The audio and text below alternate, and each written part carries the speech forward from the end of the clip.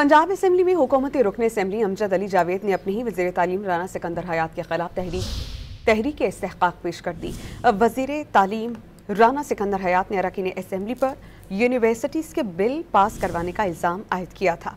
इस पर हम बात करते हैं डॉन न्यूज़ के रिपोर्टर अदनान शेख। अदनान, बताइएगा इस बारे में।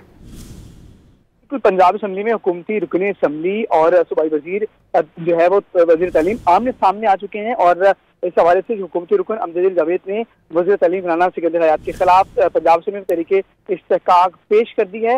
वज़ीर तालीम राना सिकंदर हयात ने अरकान पंजाब असम्बली पर यूनिवर्सिटियों के बिल पास करवाने का इल्ज़ाम आयद किया था। उसके बदन में यह भी कहा गया कि वज़ीर तालीम के इल्ज़ामात बेबुनियाद और अरकान की तौहीन है और इस हवाले से पंजाब असम्बली में हुकूमती सफ़ों में इख्तलाफात की बाज़गश्त जारी है, जबकि हुकूमती रुकन असम्बली तहरीक इस्तेहकाक पर स्पीकर पंजाब असम्बली मलिक मोहम्मद अहमद खान की राय के मुंतज़िर हैं। जी, बहुत शुक्रिया अदनान, आपने अपडेट किया।